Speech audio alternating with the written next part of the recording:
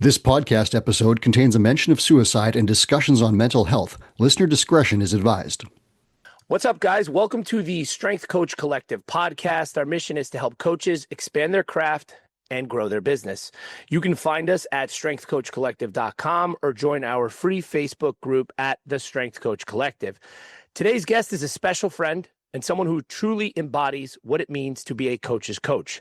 Michael Bann is an internationally respected strength and conditioning expert with over 20 years in the game and more than 100,000 individualized programs written. He holds a master's in kinesiology and is the founder of Bandwagon Ventures, where he integrates high-level performance training, psychological resilience, and functional medicine into a comprehensive coaching system. You might also know him as the creator of the OPEC CCP assessment protocol, or from his work with elite military operators, law enforcement professionals, and high-performing athletes across the globe. His background includes deep study in biomechanics, diagnostics, and functional health, making his perspective both unique and powerful. Whether you're a coach, athlete, or someone in between, get ready to take some notes. This conversation is packed with wisdom from one of the most experienced minds in the field. Let's dive in. How you doing, brother? I'm great, man. Thanks for having me. I really appreciate it. I appreciate you taking the time to come on and talk to us. You've been in the game for such a long time and worn so many hats as a coach, an educator, a mentor. When you look at where the industry is right now, what excites you most about where we're headed? I think more and more people are actually going to start gravitating towards coaches that can emotionally connect with people, especially with AI. Like more and more people are going to be using AI. And I think AI kind of like, ChatGPT, for example, I think of it kind of like when the internet first came around. If you didn't know how to use it, you weren't going to be as successful. But at the end of the day, if you knew how to use it, you could really teach yourself a lot of stuff. I think AI is going to be good for something like that, but the input is only as good as the output. And so more and more people are not going to have the capacity to know what input to give the software. So they're going to probably like use it to try and create good workouts or to try and create good nutrition plans, but they're eventually going to continually fall short because they don't have the expertise to put in the good input. Just like if you don't have the expertise to use Google, and if you don't know what to search for in Google, you're probably not going to get what you need out of it. So I think more and more people are going to go towards AI and then come out of it and being like, not any better. I need to have a human being help me and connect with me. And that's where a human, like a coach that is emotionally intelligent, that can really connect and understand and empathize, that's going to be the wave of the future. And I'm really excited for that.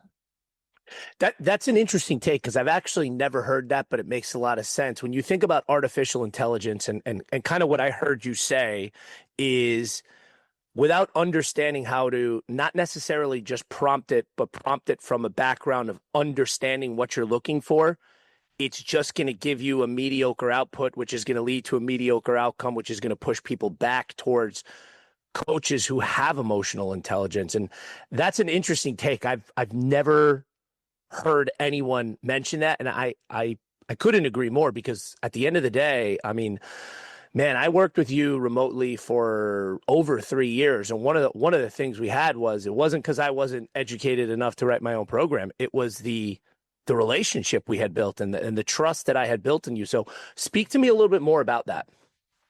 Well, what do you want to know? Because there's a whole host of stuff that goes into emotional connection and just connecting with humans in general, especially in a remote model. Like it's not the easiest thing in the world, but there's a ton that goes into that. So what do you want to know specifically? So you've worked with people both in person and online. Oh, Talk to me a little bit about some of the similarities in building the emotional connection and some of the differences and how our viewers maybe can learn how to adapt depending on what model they're using. yeah. So with remote coaching, it's not real time. So you have the luxury of like taking a second to take a breath when a client frustrates you. Because let's be honest, like clients are humans, coaches are humans. we're going to get frustrated with clients, just like clients will get frustrated with us. In an in-person model, when you're sitting down in my office or if we're at the squat rack, there's no like, hey, give me 24 hours, I'll get back to you. It's like, I'm a little annoyed with you right now. Right. So in in-person stuff, it requires, in some cases, a little bit more of a detached emotional approach. Michael Singer talks about it in his book, The Untethered Soul. And so you can call it like detached. I call it the untethering. My dad, for years, he would always tell me to disengage. And he meant the same thing. So it's basically learning to recognize that your feelings are fleeting, your happiness is fleeting, your sadness is fleeting, your anger is fleeting. But with real time, it's a little bit tougher to practice that. Whereas like with remote, it can be like, I'm pretty annoyed at that message. I'm going to wait until tomorrow to respond. And so you get the luxury of a little bit more freedom in that. But the downside to remote is it's harder to create a connection because you're reading hieroglyphics on an electronic screen. And so even if I say the most meaningful thing in the world, the most empathetic thing ever, how they, my clients, interpret that, it's not up to me. It's up to their emotional state. So there's downsides and upsides to both. With the in-person stuff, I can make a joke and you'll probably know right away I'm joking, but I could say the exact same thing verbatim, Right. and you read it and you're like, you're a dick. So there's pros and cons to both. I think at the end of the day, if you're going to do the remote thing, you have to utilize video features. So I use Loom. My clients, they're very used to getting Loom videos from me. I've sent clients 20-minute Loom videos to explain everything and to help them understand where my brain's at to help them drive forward. Sometimes I send them 60-second clips, also GIFs, or GIFs, however you want to argue it, GIF, right? So Right. those, just like the one from The Hangover, like, but did you die? Like when clients will say things like, oh, that was so hard, I'll send them that, like little GIF, did you die? Like small things like that, that just add a little humor. Whereas in person, brother, a fist bump goes a long way. It's just like, Yeah. hey, dude, that was a great set, fist bump. In remote coaching, they may post a video of a perfect squat. It's a perfect squat, and they're looking at you like, give me some feedback. Like, what do I need to work on? If you were in person, I'd be like, hey, that was a great set. Do it again. Boom, fist bump. Remote coaching wise, they may expect like me to correct something. And it's kind of like, I'm not going to correct anything. That looked good. Do it again. So that's where like GIFs and other things kind of come into play, or like telling them, like literally making a video, hey, great work, boom, like something like that. So you just have to learn how to be a little bit more human. And the problem is a lot of remote coaches, I don't think they've done enough in-person coaching, and that's where they fail. I I think if I did my math right, I think I averaged, or not averaged, I had accumulated around 12,000 movement screens prior to ever doing remote coaching. But keep in mind, I've been doing this for many years. But before I even touched remote coaching, I had assessed over 12,000 movement screens. So I had collected data. I've seen what worked. I saw what didn't work. I troubleshot a lot of stuff. So when somebody struggled in remote coaching, I kind of already knew. I was like, hey, I've seen this like 10,000 times. I know what that is. I can come up with solutions, and then I can connect with the clients better. I think too many people, especially younger coaches, we want that remote lifestyle. We want that freedom to be digital nomads, because I can write a program from Hawaii, Japan, Malaysia, Arizona, it doesn't matter. But then when clients who are human beings struggle, they don't know how to fix that struggle. They don't know how to connect with them on that level. And so that client eventually quits. And so I think, if anything, coaches should probably spend minimum 5 years full time in person in the trenches, which no one wants to hear. No one wants to hear, hey, you don't have enough experience to be a very successful remote coach. Or they go the opposite and they just want to start selling templates and blogs, and they want to create like a generalized approach and sell it for very cheap. But that also doesn't last, because now you've created yourself as a commodity. And I think coaches that are in the remote world are cornering themselves if they don't have enough real world experience. And a commodity is easily tradable.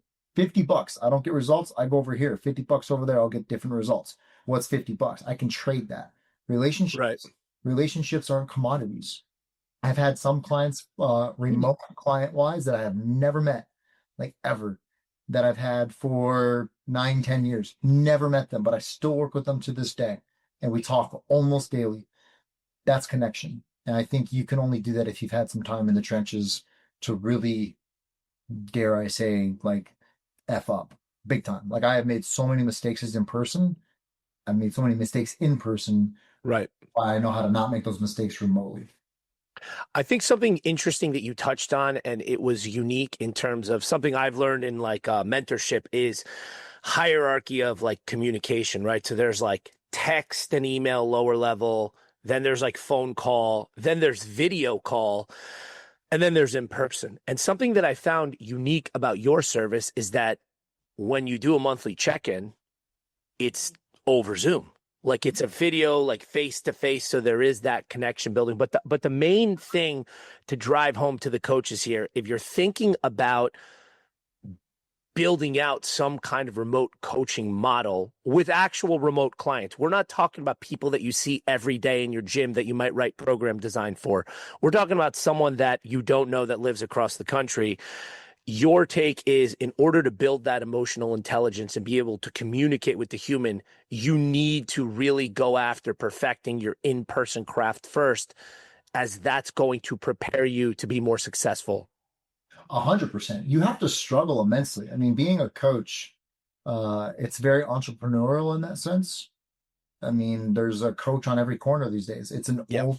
saturated market. So you can either look at yourself as a commodity and basically, plummet to the bottom of the barrel in price points and try to offer $100 a month. Like if I offered $100 a month right now for my service, I would be like 300 clients deep in hours. It's insane. So you can try that, but you have to have a service that's really good, or you go the other way and you try to offer triple whatever you charge. So if I'm going to offer 355 a month, I want to offer pretty much, $1,000 to $1,200 a month worth of services. But you can only do that if you spend a lot of time in the trenches, if you learn how to communicate, if you learn the science of communication and also develop the art of it. Program design, that's pretty easy. I mean, I will say that if you can't write a quality program in 5 minutes or less, you shouldn't be in remote coaching because you can't scale yourself. If you're spending 10 minutes on a program, that's just too much time. You can't, unless you're going to charge $1,000 a month or something, you're just not going to be able to pay your bills. And so learning how to write a program fast is important. But the only way to do that is to be 100% positive that what you're writing will work if Right. the client does the work. And Right. I fire a program off. It takes me about 90 to 120 seconds to write a program on average. Sometimes it takes a little bit longer, like 3 minutes, but I can write a program in 3 minutes, no slower than that. I know if it doesn't work, something outside of the gym is off, and I can reach out to the client and we can have a conversation. But I don't have to spend a lot of time on program design because I've written 100,000 programs. I know what works and I know what doesn't. I have all the science to back it up. And like Thomas Edison, he didn't invent the light bulb. He invented 10,000 ways to not make a light bulb. I'm going to use the F bomb, but I fucked up so much in my career. I know how to not fuck up. So, and I still fuck up all the time, man. So it's one of those things I call failing forward, but you need to do that in person if you want to eventually have a lucrative career in the remote world. Because social media, it's like pulling teeth, man. Getting clients to want to give you $300 a month on Instagram, that's pulling teeth. It's hard. The way you do it is providing such an amazing service that your clients are walking billboards, and anyone that sees them is like, I want what you have. What on earth are you doing? I got this guy Right. here. You should text them. And that's how I get, the majority of my clients is through word of mouth, not Instagram.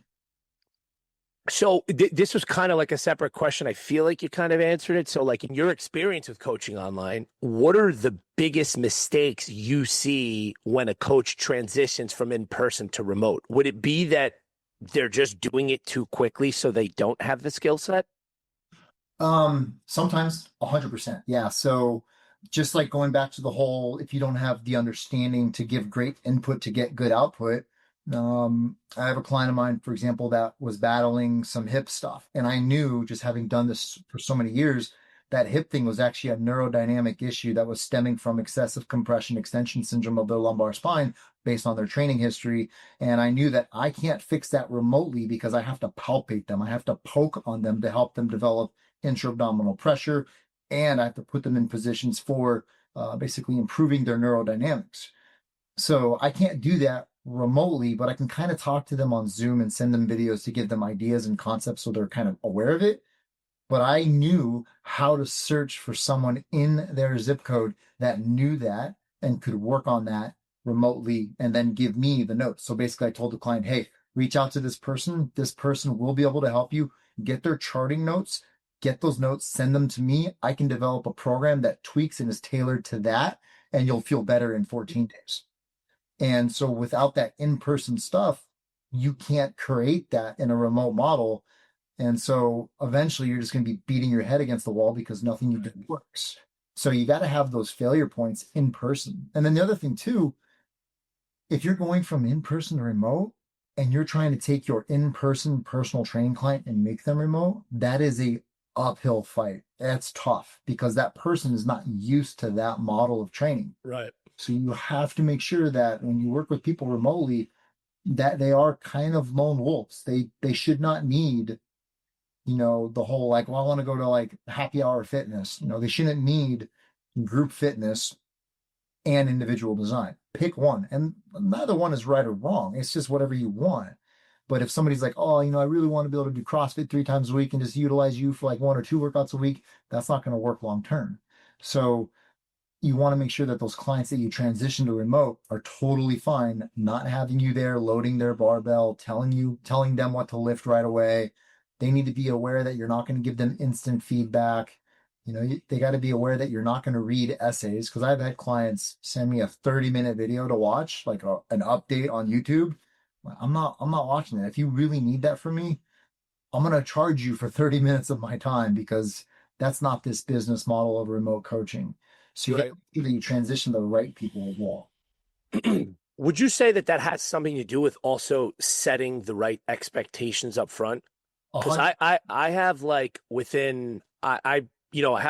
owned gyms for 15 plus years, and I do have some remote coaching clients online, but I have a very specific niche that I work with. And I won't work with someone that doesn't have experience in the gym. Like, I'm not going to try to take a beginner through a program remotely, because I would want some in-person experience first before I put them into that program. So I think setting those expectations, talk to me a little bit about that, and like maybe what more novice coaches should be thinking about in terms of creating those expectations with clients if they plan on transitioning them. Yeah. Well, one, I'll be very blunt. I disagree with you 100%. I have taken people in a remote model that have never stepped foot into a gym, who are almost senior citizens, and I've worked with them remotely, having never been with them in person. And I built them from, goblet squat to heavy back squat to 220-pound deadlift. So I can think of one woman right now. She is amazing, and I'm sure she's going to see this podcast at some point. She's wonderful. Her name is Sandy. I love her to death. Her husband and I have worked together for years and years and years. I ended up speaking at an event many years ago, pre-COVID. I met her there and him, and she ended up hiring me a couple of years later or so. And I've worked with her for a long time. And she was not a fitness enthusiast, but she was like, I kind of want to work out. I want to get better at this stuff. So like, I'm going to hire you. I think we started with like 95-pound deadlifts, like nothing crazy heavy. She just deadlifted 100 kilos at 5'11" and like 150 pounds in her late 50s, early 60s. She is a perfect example of a great remote client, even with zero fitness experience. So the avatar that I work with is the person that is willing to acknowledge they don't know everything, and they're willing to take an approach that's tailored to them.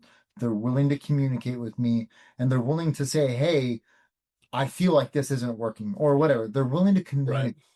And there's been times where she's even said that. She's like, hey, I'm not really feeling this right now. It's like, cool, let's make some changes. How does this look for you? Yeah, I think I could do that. Cool, awesome. Let's try that out for a week, see what happens. but there's a willingness to acknowledge some vulnerabilities there. There's a willingness to say, I don't really know what I'm doing and I could use some guidance. But could I do that if I hadn't built someone from scratch in person? Absolutely not. I've built thousands of people from scratch doing personal training and semi-personal training. And I've also had, oh, this is where I think coaching CrossFit's actually kind of cool. I've had the pleasure of coaching CrossFit, like rah, rah, go faster, like cheerleading level CrossFit coaching, not even real, like individualized coaching for CrossFit, but Right. the classes.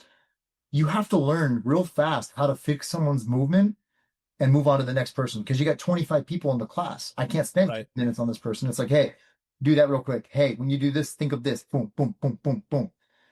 Knowing that and developing that, it really hones your skills as a coach. And so with Sandy, she's killing it. I have another client, Di. She's also amazing. And we've only been together for, I think, 4 months, maybe 5.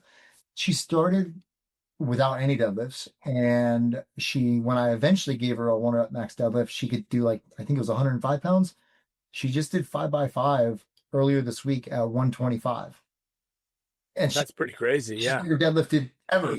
Like she sub 100-pound deadlift 5 months in. Now she's doing a 1RM today. I'll get the results back later. She's probably going to pull 165 in less than 6 months. And she's very petite. Like she's not a very big person by any means. And she has an ACL injury history, all sorts of other issues. The key thing is she's willing to admit, like, hey, I need help. I don't know what I'm doing. I'm going to tell you how things feel. I'm going to video stuff for you. And it's a willingness to be like, I'm going to be vulnerable. I'm going to lean on the coach and I'm going to trust the coach. That's the avatar. She doesn't need her girlfriends to be right next to her to cheer her on. Right. So Right. you don't have to have athletes with high levels of experience to coach remotely, but you have to be patient and understand how to start someone. That's really tough for a lot of coaches. So two things. One, I agree with you on that point 100%. I just said my particular niche, I won't do that. Maybe I'm not as patient as you. Second question to that, and this is actually interesting because this was like a side tangent, but in person, if like I'm having somebody come into the gym, we will meet face to face before they sign up, and I can get a sense right away if they're not a good fit for us and we're not a good fit for them. And I will be like, hey, we're not going to be a good fit for you. And politely, I don't think you should join. You're not a good fit for us. How would one be able to, like in your example, like you're pretty much willing to work with anyone that's open to communication and learning and doesn't know everything. How do you have that skill set if you're not communicating on such a personal level right from the jump? Well, to even start with me, you have to talk to me for an hour on Zoom. Okay. So that's the first step. And, I fall back on, I had a client years ago, absolutely wonderful human being. Every now and then I still talk to her on Instagram. Her name is Dr. Clue. She's a PhD. She's brilliant. And her whole thing was like on like more or less motivation. She's an adaptive athlete and she's a stud. She would always say, honor the ask. And I always like to credit her for that because it really opened my eyes to when somebody comes to me and they sit down on Zoom for an hour, something in them, whether they're conscious or not of it, something in them is saying, oh, I'm struggling and I need help. So they're in some way, shape, or form being vulnerable. They may not be 100% vulnerable, but they're being a little vulnerable. You want to honor that. They're asking for help. So honor the ask. So when somebody comes to me and they sit down and I talk to them, first thing I want to do is I just want to get to know them. I want to connect with them. I want to understand them as a human being. I don't want to talk about fitness right away. Like we can talk about it, right? It's like, hey, like what experience do you have with fitness? Whatever. I'm going to figure that out through fitness testing. I'm going to give you goblet squats and back squats and front squats and lunges and deadlifts and all that. I'm going to see that. I'm going to see what your numbers are. If you're 150 pounds and your back squat comes back at 350, you're good. I know you don't need me here's our back squat. You don't need that. So I'll figure that out in the program and the results. I want to understand who you are as a human. I want to understand why you're coming to me. And I want to understand how I can add value to your life. And that's really where I think coaches, they see themselves maybe as program designers. And that's kind of what we do. But if you think about it, 2 to 3 minutes a week, that's depend on a client for program design. The rest of it is trying to communicate and continue having connections and communication and continually trying to figure out how I can continue to add value to their life. So I want to understand those things first and foremost. We can talk about back squats and front squats all day long after that. So Right. if you come to me, and I've only turned away a few people in my day where I could tell they weren't going to take accountability, and I could tell that they were looking for a scapegoat. They were looking to be able to blame someone else. I've had clients show up at my Zoom door, and they immediately were blaming the lack of results from another coach. Like, well, this coach did that and this and this and this, and I just didn't feel like I got great results and blah, blah, blah, blah, blah. And I was like, okay, what did that coach do that was great? And they didn't really have much of an answer. So I was like, I don't think we're going to be a good fit, because I require my clients to take 100% ownership of their failures and their successes. So I don't think we're going to be a good fit, because I don't hear you taking ownership of where you went wrong. And that was kind of a shock to them. They were like, oh. I was like, I don't want that hassle. Like, that's Right. like, why would you go to a therapist, which is more and more common, but people go to therapy and like, I'm working on myself. No, you're not. You're just paying $200 an hour to listen to somebody, tell you what you need to do. And then you don't go and do it. You don't read the books. You don't do the work. You don't do the journaling. You don't do any of the homework. You're not working on yourself. You're just paying somebody money so you can complain to. And that's toxic. So Right. I kind of weed that out. But for the most part, if people are willing to just admit, like, I don't know what I'm doing and I need help, I'm stumped, that alone sets the stage for like, cool, well, what have you done? Yeah, okay, well, that didn't work, so let's not do that. Like, clearly that's not the answer because it didn't work. So we can already take that off the table. Let's try something else. And as a coach, you have to be vulnerable and willing to say, listen, I'm not infallible. I've been wrong more than I've been right. I'll probably screw this up. So when I do, call me up on it. I'm more than happy to be criticized.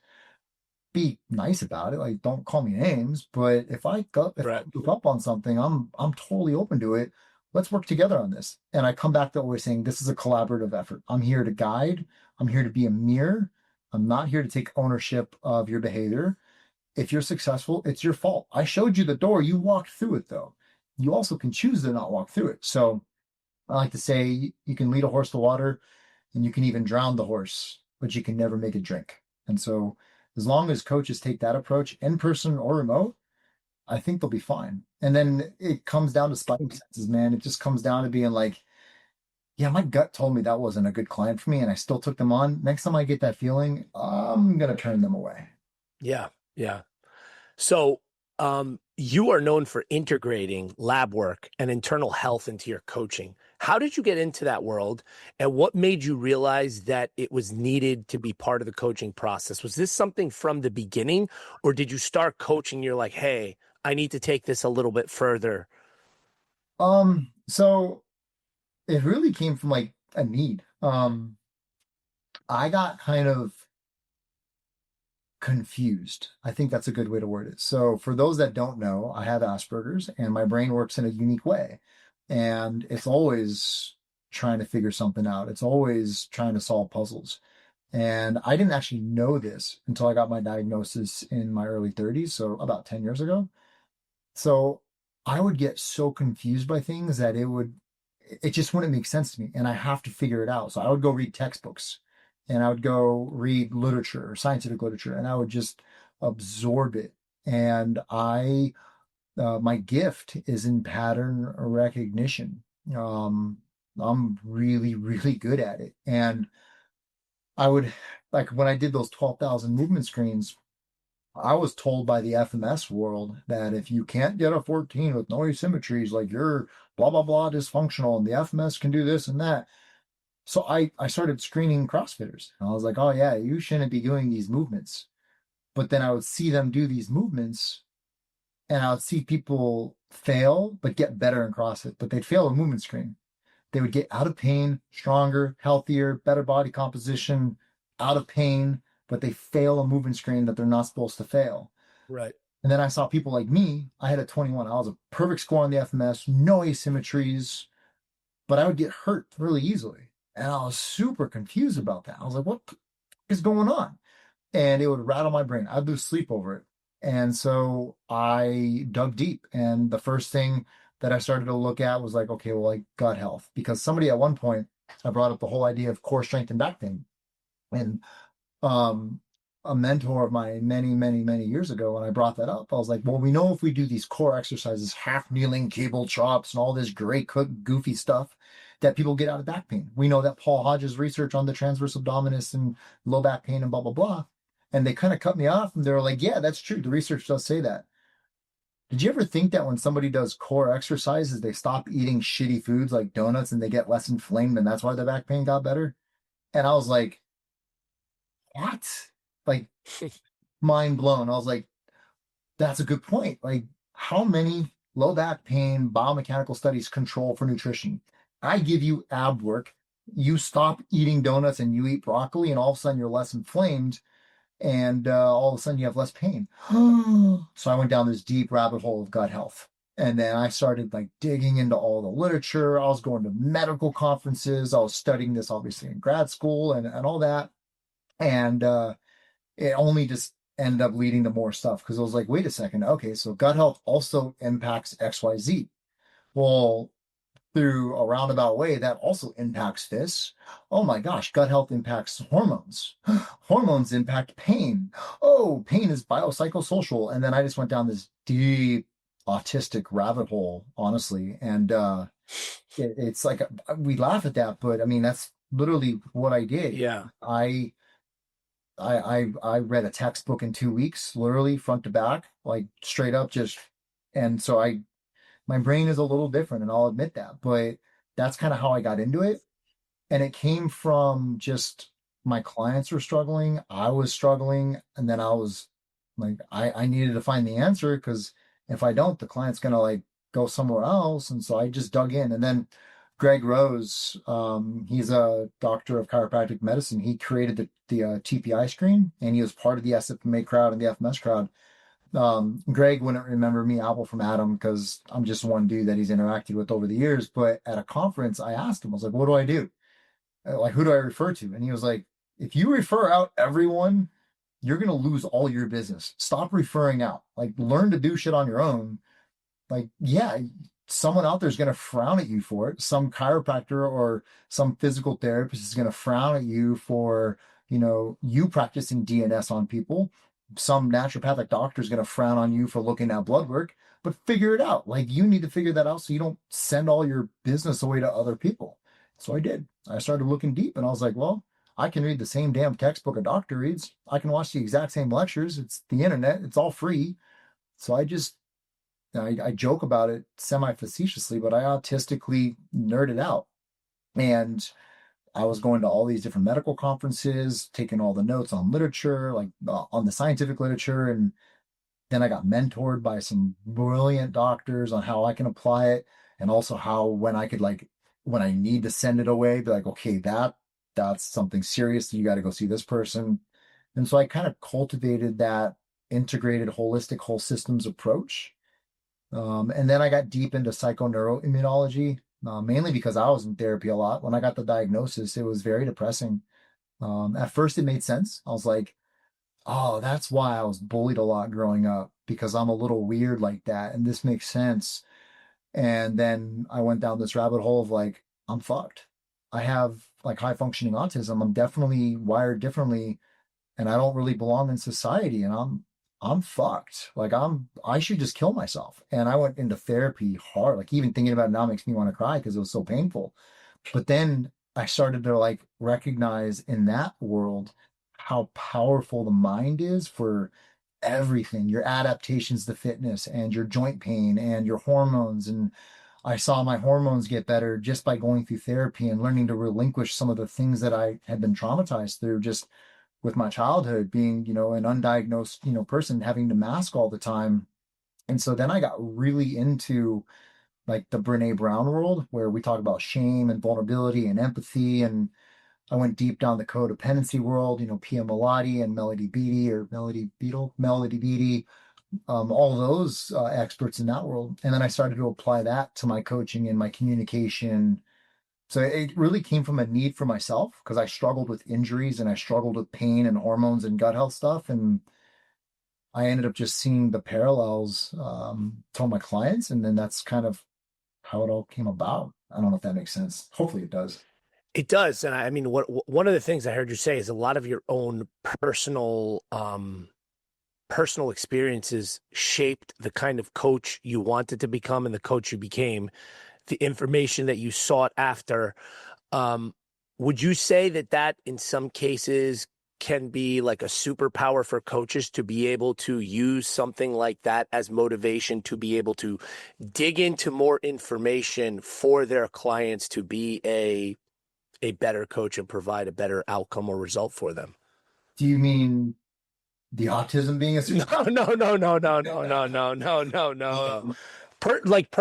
So personal experience. Say you have a coach, for example, that was at one point in time 100 pounds overweight. And then they went through that whole emotional depression and stress of that. They learned how to take the weight off naturally. They lost the weight. They kept it off. They got the body of their dreams and they took from that experience. Because, like, I'll give you an example. I consider myself a pretty good coach, but something I've gotten feedback wise from people is like, hey, you've never struggled being 50 plus pounds overweight. So you have no idea what it feels like for me, and you can't empathize with that, right?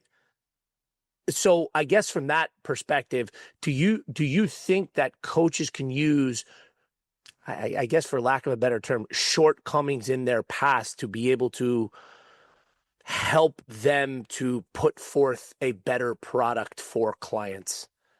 100,000 fucking percent. So, like I can give a good example of that. Like I've never been a mother, obviously, but I can empathize with how hard it is.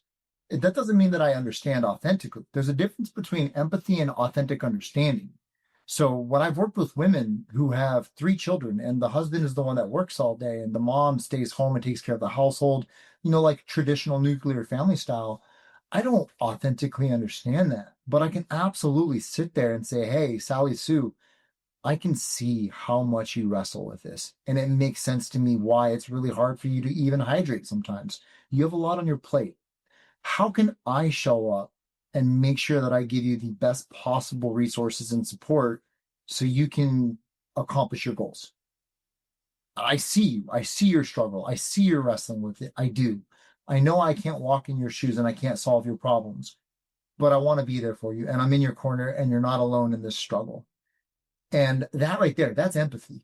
That's something that I really wish I would have had, especially being a younger man that, was on the spectrum and really struggled. I wish people would have saw how hard it was for me. But, at the end of the day, no one's going to understand how hard it was. And I don't expect them to. And I don't think anyone else, like, if you hire a coach and you're 75 pounds overweight, I had a client, for example, he's 200 kilograms. He was a great guy. If he expected me to understand what it's like to be 200 kilograms, he would have been out of his mind. That's not realistic. So if a client hires you and like, you've never been 50 pounds overweight, you don't know what it's like, you're right. I don't. Tell me, help me understand what it's like. I want to understand. Sit with me and let me hear you. Let me see you. Let me understand your struggles. Maybe I can offer something, but I can't offer anything if I don't know what you're struggling with. Right. That's empathy. Empathy, though, coaches, this is where coaches struggle. And it is really tough if you're a new coach because you kind of have to just put up with whatever because you got bills to pay. But at the end of the day, empathy is not tolerance. Empathy is always unconditional. I will unconditionally empathize with anyone. I will understand or at least attempt to understand where you're coming from. But I will not tolerate unconditionally anything. I can absolutely, I'll make fun of anything, man. I have a goofy sense of humor, but I can absolutely try to understand where somebody's coming from. Even if I don't have their beliefs, if I don't have their upbringing, I'm going to try and understand them. But I'm not going to tolerate certain behaviors from clients. If you come to me and you're like, well, you just don't understand. I'm 50 pounds overweight. I can't do this, blah, blah, blah. It's like, okay, can you go for a walk? And if there's this nonstop excuses why they can't do something, I can understand why they might struggle to want to go do something, but I'm not going to sit there and just, tolerate certain things. I'm going to call people out, and I'm going to call Right. them out in a loving way. I'm going to call them up, is what I like to say. But unconditional, empathy should be unconditional, but it doesn't mean we tolerate it. Like, I can understand why somebody might be, an asshole. I can understand it. Yeah. Right. You're an asshole. Like, you're having a really bad day. I get it. Like, your wife left you, your house got foreclosed on, and you stubbed your toe. I can understand why you're calling me a motherfucker right now. But guess what? I'm not going to allow you to call me a motherfucker. You need to kind of stop, or I'm going to not let you be in my life. Right. So I think empathy comes from struggle. I think that's where we, as coaches, can really lean on our own struggles and develop that empathy. And the Japanese in Bushido, one of their Bushido tenets was compassion, and they would say Jin. Hmm. They would say that the warrior, which I kind of also translate to just like the masterful coach, but the warrior knows they're not like most people. They have a special training and a special gift that goes beyond what most people can comprehend or get, but they also have a moral compass and they know they have to use their powers for good. And so they will seek out and help people when the opportunity presents itself. But at the same time, if an opportunity does not present itself, they go out of their way to find one. And I think that compassion thing, I think that applies to coaching because it's like, I'm going to have this knowledge of like my own suffering. I've struggled and suffered so hard to get to where I'm at. And others haven't struggled like me. I don't expect them to understand it. But because of my own suffering, I'm going to look at my growths from that. And I'm going to remember at one point I was way down there and now I'm way up here. My client can be way down there. And I know that if I could get way up here, they can get way up there. So I'm going to look at my struggle. Say, this is what I've struggled with. And I'll share my struggles with my clients. I've cried on calls. I told you like a year or so ago, like I kind of disappeared off Instagram for a long time. Yeah. I was like, dude, I'm struggling so bad right now. I'm in therapy 4 times a week right now. Like I'm an inch away from just ending it all. And sharing like all my struggles with my clients, it also lets them know, oh yeah, he's human. Because sometimes clients hire us because they aspire to be like us, man. And when they see that you have your own struggles, it gives them kind of a permission to be like, yeah, coach, I'm actually really struggling right now, and this is pretty tough.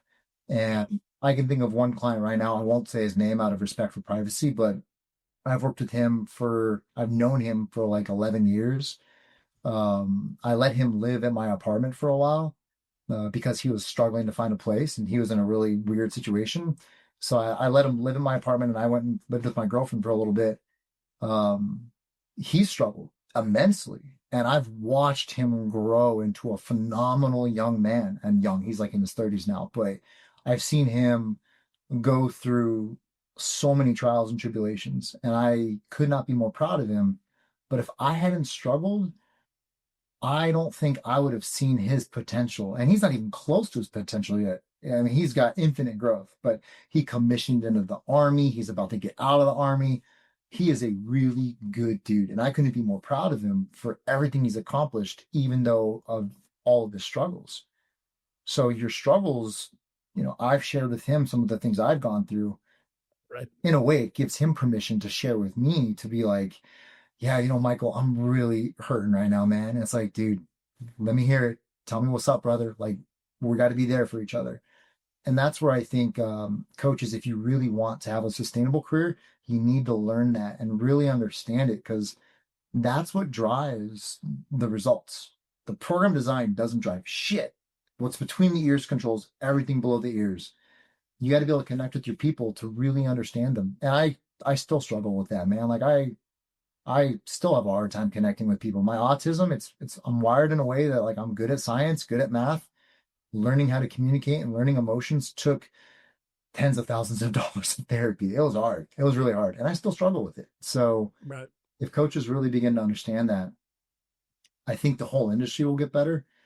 And I think when people go to AI and they don't get the results they really seek, and then they find that emotionally intelligent coach, they're going to be like, oh, where have you been my entire life? And that's how you get referrals, and that's how you build a business. It's people helping people. Yeah. Yeah. That's one thing I've always appreciated about you and working with you is how deep you go. Not just like you said, like you did the program design. You can get a good program design from anybody. It really is kind of like the connection and the understanding of the why and all of the things. So I couldn't agree with you more. And you know, I know because I know you. I know you've worked with high level athletes and operators and also everyday people. How do you how do you adjust your coaching lens if you're working with different populations? And more specifically, is there anything that's just 100% consistent across the board? Um, have you ever seen the movie Split? I haven't. I don't. No, I have not. I think it's James McAvoy. I don't remember his name, the actor. He plays a character that has like multiple personalities, and he's like, that wasn't me, that was Patricia. I joke, but that's kind of like what coaching is when you hop from Zoom call to Zoom call. Like I'll work like with one dude, for example, I'll have a guy, he's a tier one operator, Delta Force, right? SEAL Team 6, Dev Group.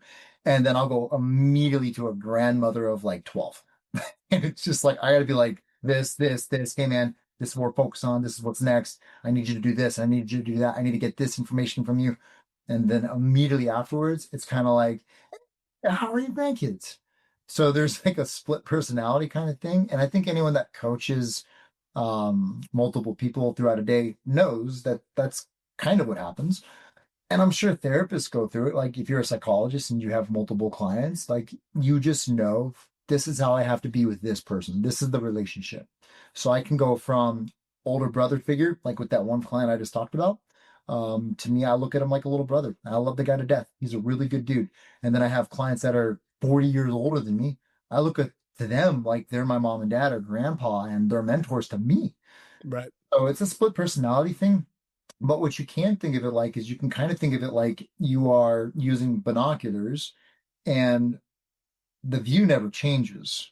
I'm looking into the woods, but I'm going to zoom in on this spot. Okay, now I'm going to zoom out and I'm going to zoom in on this spot. The principles don't ever change. The principles transcend paradigms. Communication and communication and communication. Consistency with that is what really wins the day. And the program design, I mean, principles are principles. They transcend paradigms. What I do with my Delta Force guys versus what I do with my Green Berets versus my SEALs versus my Grandma Sally Sue, it's all the same. A goblet squat is a back squat, is a front squat, is a hang clean. I apply it in different ways for the person, but I still apply it. It's the communication thing and understanding how to connect and communicate and knowing those things that really matters. And I think I have a client of mine. I can't say his name out of respect for their privacy, but they work in the intelligence world. And I asked them once a long time ago, I was like, how do you build assets with people? How do you like turn somebody to an asset? Summed it up. He was like, take an interest in their interests. You do that, boom, done. So I think that's probably the commonality. And you have to do it with a moral compass. Whereas like you could do it with an immoral compass, but I take an interest in people's interests and I genuinely am interested in people. And that's what I kind of try to do with every single client. It's hard, but I try. And I fail sometimes. I do. But I think that's how you go from different client to different client. Because really the principles are all the same, man. It's look at what they need to do, break that down into its patterns. You need to do an 18-mile ruck march. You need to do a 12-mile ruck march. Okay, what is a ruck? It's backpack that's really heavy, spinal stiffness, knee flexion, foot toughness, cardiovascular endurance. Cool. Awesome. How do we break that down? Back squats, rear foot elevated split squats, lunges, aerobic zone 2, tons of it. You're good to go. It's really not that hard. It's breaking down the patterns into parts, just like a back squat, ankle mobility, hip flexion, core stability, all those different things, isolating it in the program, training it, retesting it in 6 weeks. You're good. It's really the consistency is going to be, or the commonality is really going to be like the human element. I'm always the same person and I try to connect and take interest in their interests at all times. I mean, that's very interesting. And I think that a lot of people, they get very just wrapped up and they get caught in just the program design. They're not thinking of all these other factors. Like coaches get caught up in sets and reps and periodization, but they neglect recovery, stress, internal health. So if you were coaching a coach, how do you help coaches zoom out and take this like systems or principles thinking approach that you have for someone who is just, I'm the best programmer, like that they're so wrapped up in that? How do you teach them this? So if I'm coaching a coach, I'm assuming they're working with me because they already acknowledge they don't know enough and they need to understand more and they're probably struggling with something. So I'm making that assumption right now. They're not coming to me and I already know everything, which some people do have that mentality and they still hire mentors. But I'm making the assumption that they're really looking to learn. So what I typically always remember are these three words. Could it be? Those three words. So I'll ask them, could it be XYZ? And let them contemplate. The highest form of mastery isn't teaching. I'm sorry. The highest form of mentorship is not teaching. The highest form of mentorship is asking questions. A lot of coach mentors out there. I know plenty of coaches that mentor other coaches, and they honestly don't ask enough questions. They just teach, they lecture.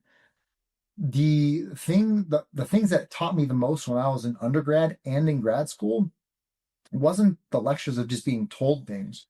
It was the questions that drove my curiosity. So like that one person that was like, could it be that they just stopped eating donuts and that's why their back pain got better? My mind blown. Like, look what that did to my career. That one question, that one interaction changed my life. So Right. I work with my mentors because I have a Patreon and I mentor people on that. I have clients that hire me for one-on-one mentorship. My thing that I try to do is I try to ask them questions that make them stumped because it's the process of problem solving that really gets the learning. It's not the destination, the problem solved. The solution isn't what teaches. It's the problem solving process that gets them, to learn and grow. So when I mentor my coaches, I'm always asking questions and I'm trying to find the perfect question, even for myself. I'm always in search of the perfect question. And I'll probably never have it. I'm probably going to die without ever accomplishing that mission, but I'm going to seek out the perfect question in hopes that the next generation can begin to try and answer it and get a little bit better. So that's how I handle all of my mentorship stuff. I want to create a level of controlled confusion that facilitates growth because we grow only at the optimal balance of challenge and support. So if I ask you a crazy question on quantum mechanics, you're probably not going to grow. And then if I ask you, like, what is 2 plus 2? You're also not going to grow. I have to ask you the right balance question. And so that's how I approach all my mentorships. Well, one of the things you spoke about and like how I was trained to mentor other gym owners is that, and this is still really hard for me, but you should really be listening 70 to 80% of the time. And it's very easy for us to jump in and want to talk and give the solutions. You're talking about asking good questions, but you can only really ask good questions if you're listening and learning about what the person needs. So I think that's a really important, one of the most important things that you've mentioned today for coaches is like, if you're building true connections with people, you need to listen to what the people are telling you so that you can build that connection and that relationship. And then, like you said, maybe somebody can ask that one question that changes the course of, you could change the course of somebody's life. You really can. You can save a life. You can absolutely, like one of my therapists a while back just straight up said, why are you not worthy of this? And like they wanted me to answer. And I was like really trying to answer that. And it completely shifted my mind and like, motherfucker, I am worthy of this. And it was almost like, fuck you for asking me that question, proving me wrong by asking me a question. You never said you're worthy. You said, why are you not worthy? and it completely derailed my thought process. And Right. it rewired my subconscious because now the subconscious only works through imagery and repetition and emotion. It doesn't understand words. You're not worthy of this, or you are worthy of this. It doesn't understand that. But when you begin to imagine, have imagery, emotions, etc., and it's repetitive, you can rewire the subconscious. So questions tend to change perspectives more than just telling. I mean, think about it. How, like, we are so divided in this country right now. The left is telling the right they're wrong. The right is telling the left they're wrong. Nobody is going, hey, could it be? And then being willing to investigate that. Because I think if more and more people did that in general, not to be on like a soapbox, but I think if people just adopted that, we'd all kind of realize we have a lot more in common with each other than we thought. It's like the Chris Ledoux song, Cowboy's Hat. If you listen to it, it's an old country song. It sums it up so well. And I think people should listen to that song. It's an absolutely brilliant song. It paints such a beautiful picture. But I think if more and more coaches just took that lens of like, well, could it be? And if clients were to acknowledge, yeah, maybe it could be that. Let's figure that out. I think that's where when you get that kind of collaborative effort, oh, it's beautiful, man. The growth potential is just, it's infinite potential for growth. It's absolutely incredible. So for the coach listening to this who wants to level up, whether that's their coaching skill, retaining clients, growing their business, if you had to sum it up for one thing, what's one thing that they could start doing today that you believe will compound over time for their careers? Understand that nobody is smart enough to be wrong 100% of the time. Understand that no one is smart enough to be wrong 100% of the time. Yeah. Read Ken Wilber's work, The Theory of Everything. I think that's the book, Theory of Everything. Yeah, read that book. And like, Godspeed, good luck. It's not the fastest read in the world. It's not a Dr. Seuss book by any means. But understand that. And if you can really embody that and recognize that like everything has a partial truth, not full truth, that allows us to kind of come into every scenario with the mentality of like, I'm probably not right here. I'm probably not 100% right. I'm probably not 100% wrong either. Where could I evolve this? Right. And so that applies to like your churn, your communication style, your program design. Approach everything like, could I be wrong? Maybe. Understand that science is a process. Science tells us this is what we know today, but we also don't know what we don't know, and so we change. And if I had to like recap it all, it came back down to I had a very high level theory of knowledge course when I was in school. My professor was a PhD in physics, and he had a JD, so he had a law degree and a PhD in physics. The guy was a brilliant human being. And he asked the class, he was like, what do we know to be true? And everyone would say something. Oh, I know about this. He would argue it instantly and prove them that they don't actually know it. I thought I was going to be a smart ass. And I was like, I got this guy. And I went, gravity. He was like, tell me more. I was like, what goes up must come down. And he proved me wrong so fucking fast. I was like, oh shit. Actually, you're right. I don't know that gravity exists. And the way he did is I didn't know he had a PhD in physics, but he instantly like went down this giant rabbit hole of like what gravity is, all the different equations. And I was like, okay, bro, this is Matt Damon, Goodwill Hunting level math on this whiteboard. I was like, that's too much for me.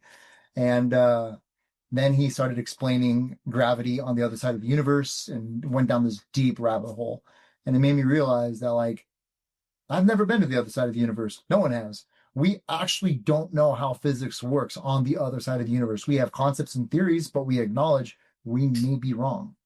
So I take the approach to everything. I really try to take that approach of like, could it be? Could I be wrong? Maybe. Is it possible? And if I am, fucking awesome, because I just grew and I learned. I made a mistake. I failed, but I failed forward. Right. So every time I'm wrong, it's like, when I get tapped out, dude, you and I are both jujitsu guys, like if I get submitted, if my coach takes my back and he somehow gets my neck and he chokes me out, cool. I was wrong. I fucked up. Won't do that one again. And that's growth. That's how you become a black belt. You learn a bajillion ways to not be a white belt. Right. It's Right. simple. Right. Right. Rapid fire round, man. What is your all-time favorite book?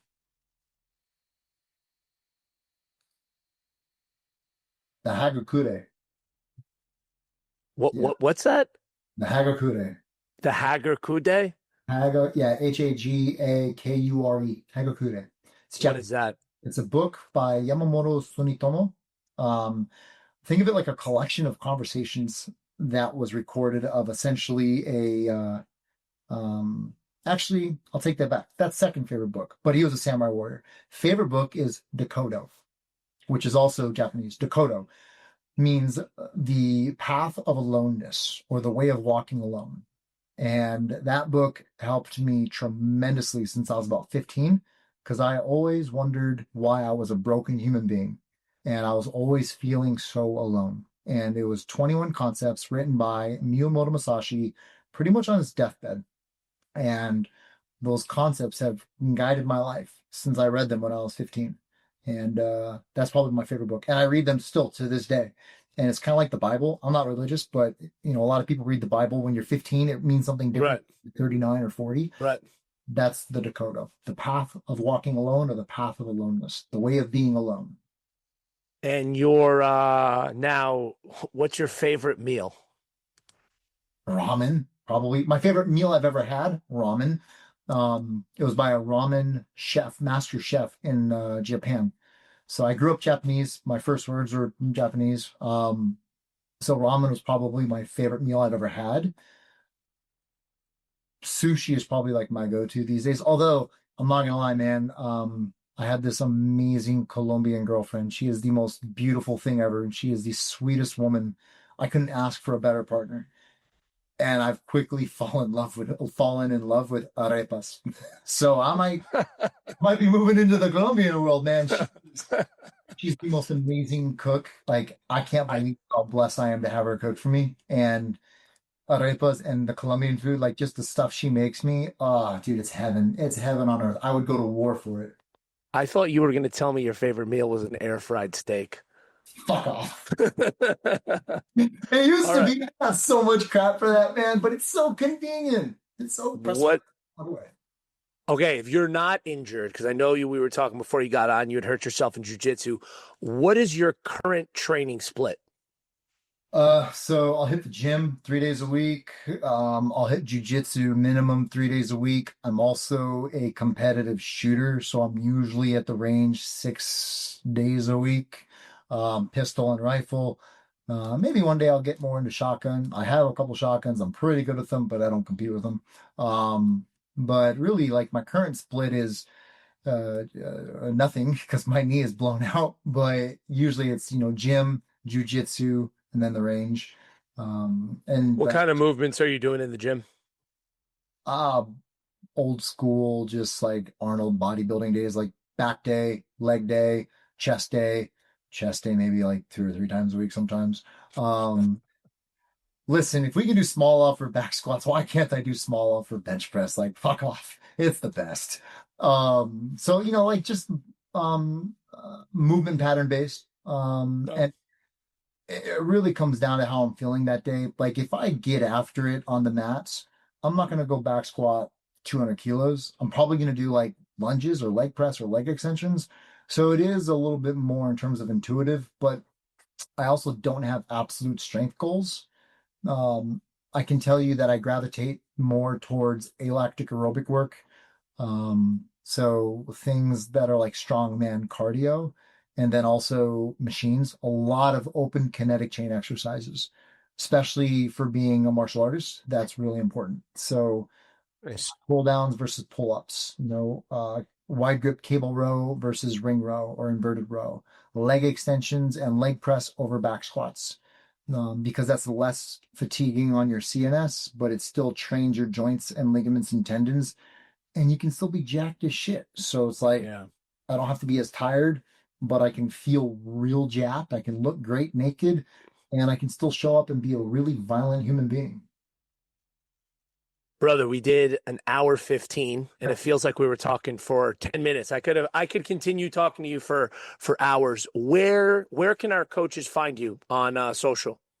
So they can find me on social media through Instagram. My handle is coach_Michael_Bann. They can email me at coach@Bandwagon Fitness. So like my nickname is Bandwagon. A old client of mine, like 11 years ago, came up with that nickname. His name is Cord. He's a really cool dude. I think he sells motorcycles now in Georgia. So if you're in Georgia and you want a motorcycle, go to him. I don't know why I know that, but I think that's true. But yeah, so he came up with Bandwagon. So my email is Bandwagon Fitness. So coach@bandwagonfitness.com. Coach_Michael_Bann is my Instagram handle. And also Patreon. I have a Patreon, shameless plug. It's like $6 a month. I have, I think, 40 to 50 hours of recorded video educational content. No fluff. I don't edit stuff. It's just me in this room. I don't do any of that crazy editing. It's like instantly applicable things. Lots of PDF handouts on like, this is how you read blood work. This is how you communicate with the client. This is how you write a program. Stuff like that. Like lots of PDF handouts on there. I'm constantly posting stuff. I try to post at least 3 to 4 times a week. So that's another way they can reach me. And that's patreon.com/bandwagonfitness. And it's like $6 a month. And I'm looking at starting to do a monthly cohort calls where it's like $40 a month and you can talk to me for an hour. And so I'm looking at starting to offer that. Like it's my anti-gatekeeping Patreon. That's kind of what I call it, because there's way too many people out there charging way too much to educate. I'm not trying to be a billionaire by improving the world. So I try to make it as cheap as humanly possible while at least making it kind of like somewhat that can pay for my ammo. At least that's kind of what I force ammo.